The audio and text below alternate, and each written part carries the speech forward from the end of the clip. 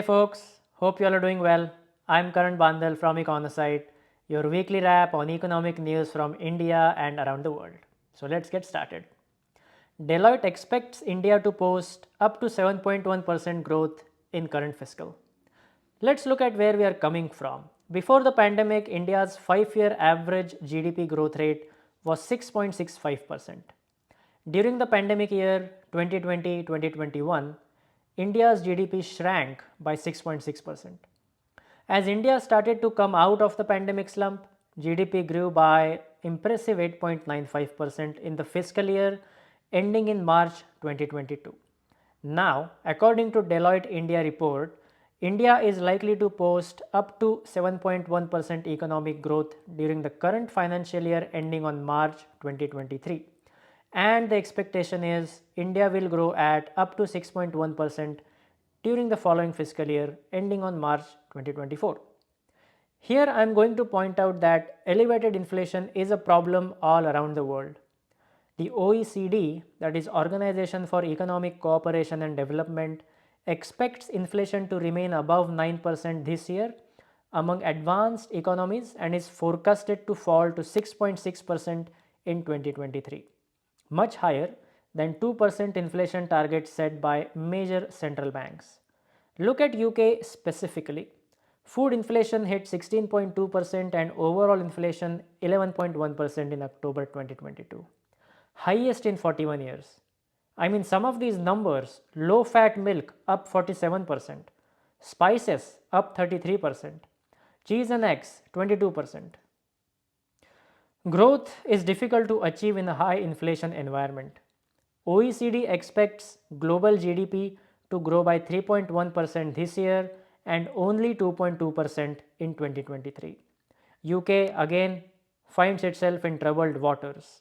UK's GDP is forecasted to shrink by 0.4% next year, followed by a growth of 0.2% in 2024. US is expected to grow by 1.8% in 2022 and 0.5% next year. China at 3.3% this year, 4.6% next year. So back to Deloitte India report. What is it that's driving India's outperformance in a slowing world? In the near term, festive season will boost consumer demand. Credit growth in the industry and services sector has seen a sharp jump, indicating potentially strong capex investment by the private sector. And India is likely to be a beneficiary of the realignment that is taking place in global supply chains. So what can spoil India's party? Well, if global conditions do not improve by late 2023, declining exports will be a drag on India's growth. If India remains a high growth economy as projected while the world slows, imports will increase, and with the US dollar continuing to appreciate against all currencies, this will lead to a higher current account deficit with a falling rupee, in turn stoking inflation, which will pull the growth down. So we will see how things shape up next year. Continuing on to what can bring India's growth down, take a look at this. Government's financial year 2023 food subsidy bill to cost 50% more than budgeted estimate. The government's food subsidy bill is likely to cross 3 lakh crore rupees or roughly $36 billion, 50% more than budgeted. This is due to the extension of free food grain scheme Pradhan Mantri Garib Kalyan Anna Yojana till December 2022. The scheme was launched in April 2020 to provide a shield to the poor during the COVID-19 pandemic.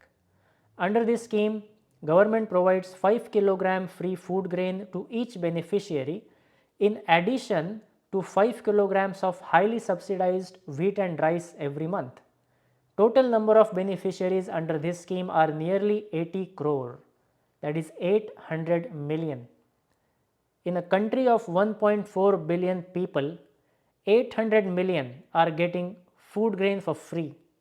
I can absolutely see the need for a scheme like this when the nation is in lockdown and there is no income for the poor.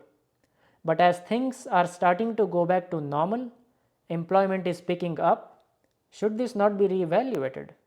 At the risk of sounding insensitive, this money can be better used to provide either a well-rounded nutrition to the poor in the form of providing them with vegetables, protein, pulses and so on instead of just wheat and rice, or investing in rural medical and educational infrastructure, or at the very least investing in rural capex that will drive the long-term growth of rural communities.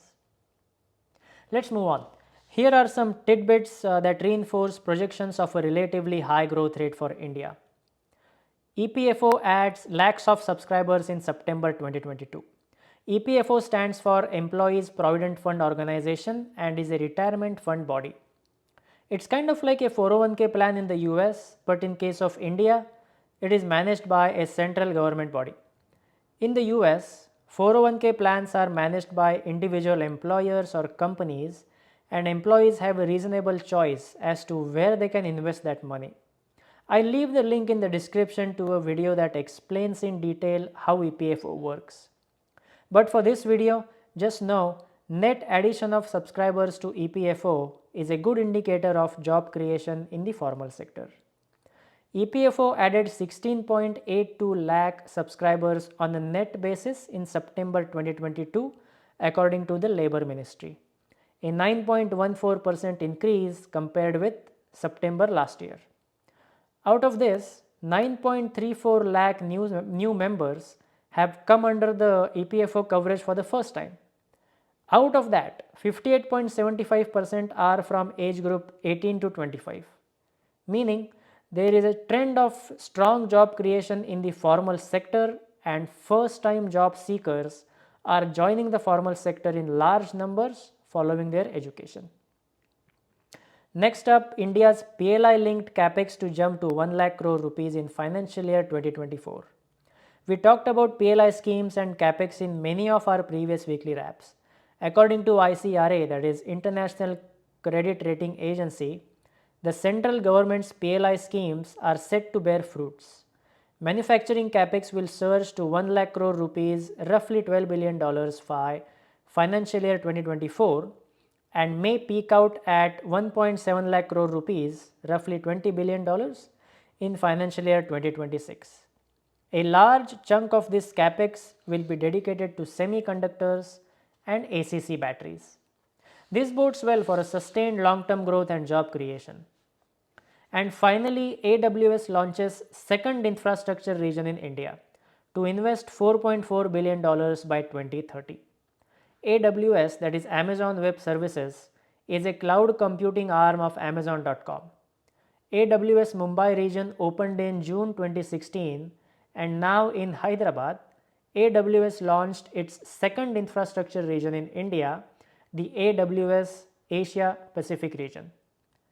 They plan to invest about $4.4 billion, roughly 36,000 crore rupees, in India by 2030 through this new region in Hyderabad.